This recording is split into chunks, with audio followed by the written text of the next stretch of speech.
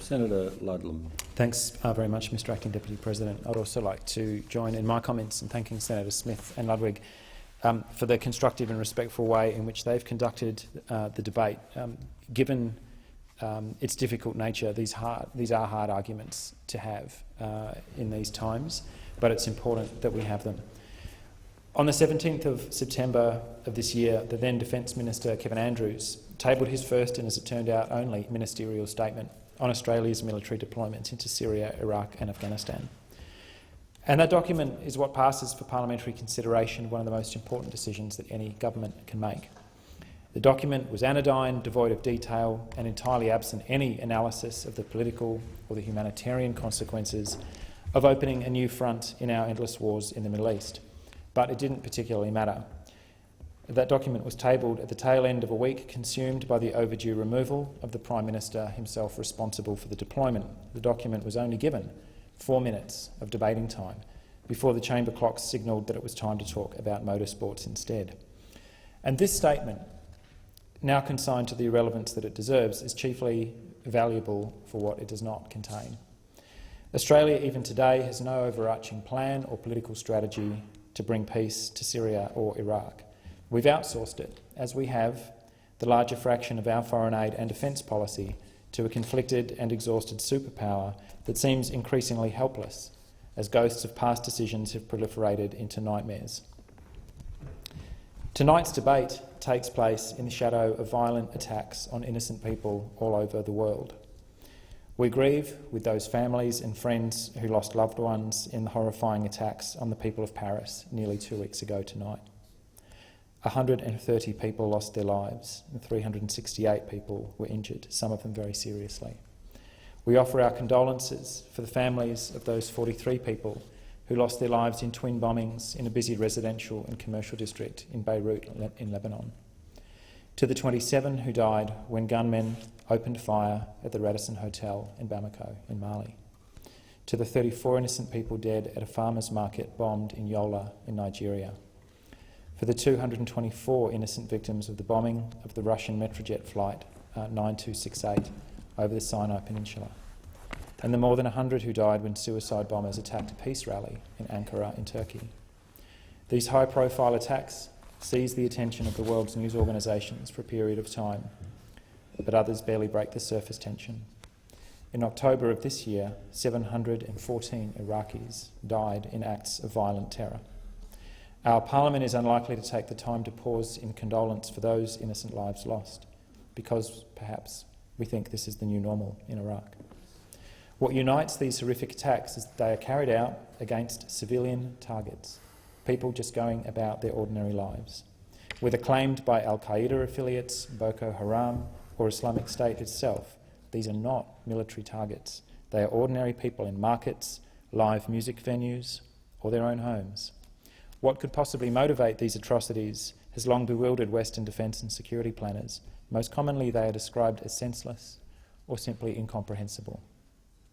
There is, however, a cold logic at work. These attacks are not senseless. They are calculated.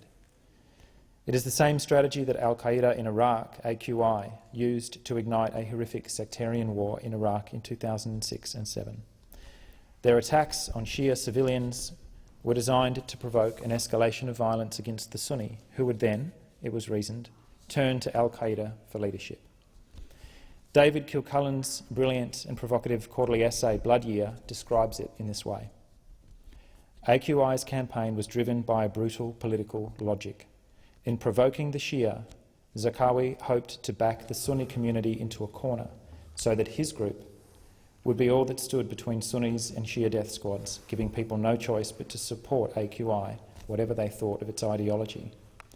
This cynical strategy, founded on a tacit recognition that AQI's beliefs were so alien to most Iraqis that they'd never find many takers unless backed by trickery and force, meant that Shia killing Sunni was actually good for AQI, so they'd go out of their way to provoke the most horrific violence against their own people. AQI, Al-Qaeda in Iraq, was one of the progenitor organisations that went on to form the core of Islamic State. It may seem hard to accept that, but the long-range targets in the attacks on Paris are ordinary Muslims whom Islamic State are desperately hoping will now be subjected to increased surveillance, harassment and violence at the hands of Western governments. That is how Islamic State is attempting to claw its way from the extremist margins to a kind of twisted legitimacy as the most viable protector of Islam.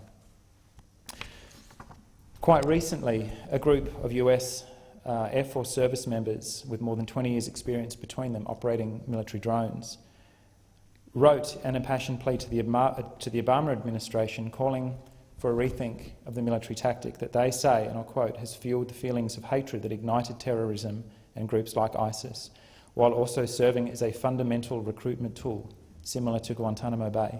These are the drone operators. These are the individual men who fly these devices.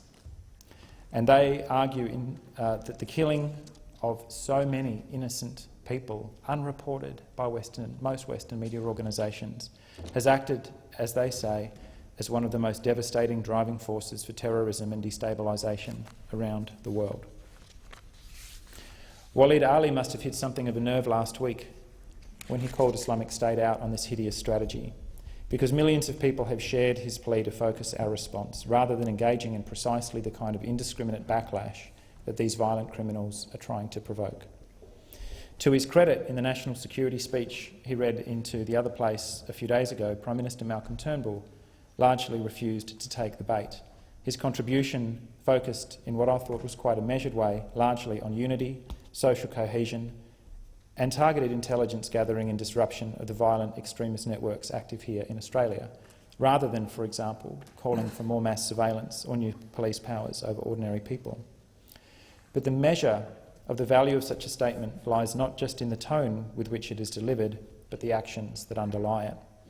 The government's so-called Allegiance to Australia bill, for example, seems almost deliberately counterproductive and is perhaps a relic of the old Abbott approach. Boasting, as the Prime Minister did, about the scale of our military involvement in Syria also seems almost deliberately counterproductive. In 2015, 13 countries engaged in bombing a country smaller than the state of Victoria. And the situation on the ground is more complex still, as nuclear-armed superpowers and regional actors are drawn into an increasingly violent conflict.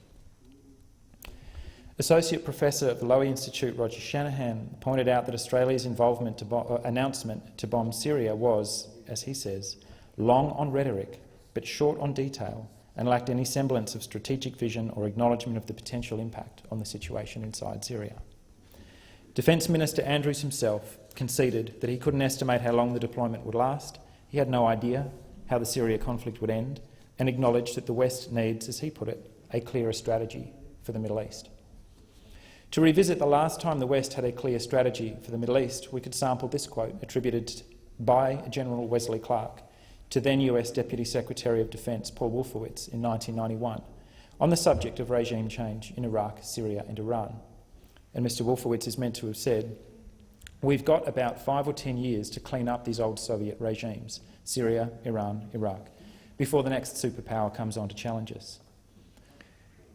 And of course, the consequences of attempting to bomb liberal democracy or otherwise implant Western priorities into the ancient rivalries and allegiances of the modern Middle East now speaks for itself.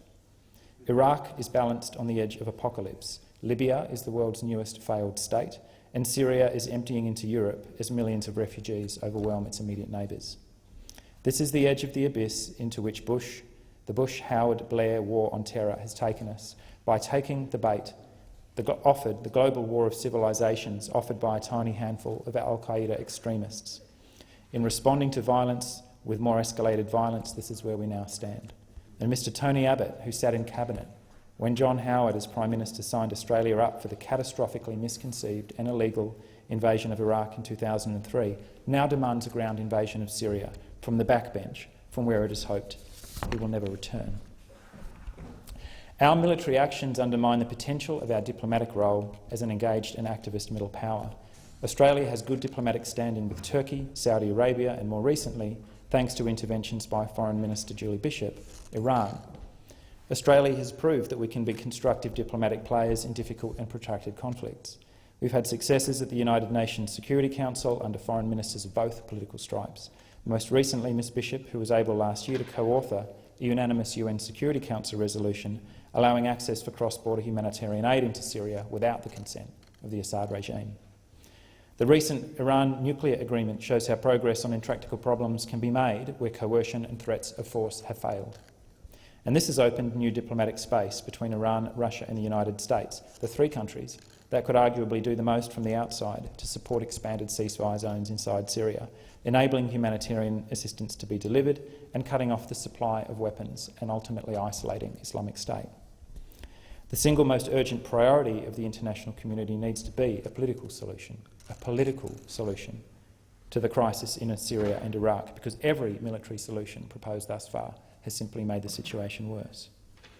Iran, Saudi Arabia and Turkey are the key players in need to be the key players in urgent deliberations, facilitated by a neutral party that can bring these nations together to expand the narrow common ground and restart the failed Geneva process of negotiations. Our place as a US proxy probably means that Australia can't be that neutral moderator, but we can still play an active part in encouraging these powers to come to the table. The bitter evacuation of hundreds of thousands of refugees into Europe and the premeditated attacks in Paris have ironically breathed life into the so-called Vienna talks towards a peace settlement in Syria. On January 1, 2016, these negotiations will be restarted, but this time regional players, including Iran, will be at the table, and the intention is to have regime figures and opposition leaders in the room. We understand how formidable the hurdles are which lie in the way of such a process toward a ceasefire and political settlement in Syria, but it is equally obvious to all that there is no military solution to the violence in this tragic part of the world. The criminals who are clearly attempting to provoke the world to greater violence in their own lands may have instead moved the world closer to a peace settlement in Syria. Any such progress will be unspeakably fragile, but this is where Australia should play its part. The space for resolution also needs to be created on the ground. Political negotiations will only bear fruit if and when the fighting stops. Localised truces offer a starting point for de-escalation and, when successful, allow much-needed humanitarian aid to get to those in the midst of the conflict. Syrian civil society leader and astrophysicist Rim Turkmani has highlighted a truce in Basay, led by civilians, resulted in tens of thousands of internally displaced people returning to their homeland. As he said, many people went back to their areas after the ceasefire. They settled back in their houses. They're not internally displaced persons anymore. There was a revival of modest economic activities. There was some progress. It is obvious, however, that groups like Al-Qaeda and Islamic State will remain outside such ceasefire processes and are likely to attempt to undermine any attempts at a peace settlement in Syria which might unite presently fractured parties against them. Islamic State has exploited the disintegration of Syria and the foreign boots on the ground in Iraq to stake its claim over a huge swathe of territory, and the last thing it wants is for these warring factions to adopt a more singular focus on the territory it holds. Unlike Al-Qaeda's distributed franchise structure, Islamic State exists to hold territory. It is given life through a war economy heavily focused on oil revenues and other illicit financial flows. In February 2015, the Financial Action Task Force based in the United States reported on the financing of the terrorist organisation ISIL. They analysed how Islamic State acquits the monthly payroll of thousands of foreign fighters, how it generates funds, and proposed important measures for the international community to choke off the money supply. The FATF proposes a number of strategies for doing this, but they also point out that a number of the funding tactics that ISIL employs have not yet been assessed. This is essential research which remains incomplete, and the strategies they outline have thus far been subordinated to reflexive demands for increasingly futile military escalation. The Financial Action Task Force annual budget of around, in financial year 2013-14, of around $3.5 million represents about 120 hours of flying time for a single Global Hawk UAV. Where are our priorities? Australia can play a powerful role in ensuring that governments around the world follow through on UNSC resolutions that we help draft, making the financing of terrorist groups a crime, freezing the assets of those in the supply chain, and ending illegal oil sales by identifying customers and how it is being traded. The time for debating Australian deployments in theatres of war is before the deployment, not after, so that the Parliament and the public can weigh the benefits of military action against other actions which seek to de-escalate conflict. And no coalition speaker will come into this Parliament and admit that they were wrong to carry us into war in Iraq, that in tearing down an inconvenient regime and leaving chaos in its wake, provided the proving ground in which Islamic State gestated. The war on terror has been a failure. We are less safe now than we were before President Bush stood on the deck of the USS Abraham Lincoln and declared mission accomplished. The Liberal National Coalition, having played their part in this vast escalation of violence around the world, now assure us that yet more violence is the only way to prevail. Australia can be a key actor in moves to demilitarise this horrific conflict, but we need to put the needs of the immediate region first. Rather than adding more fuel to the fire, we must encourage our allies and our friends to once and for all cease the reflexive lunge to further militarise this conflict, actions for which ordinary Syrians and Iraqis continue to pay an unimaginable price.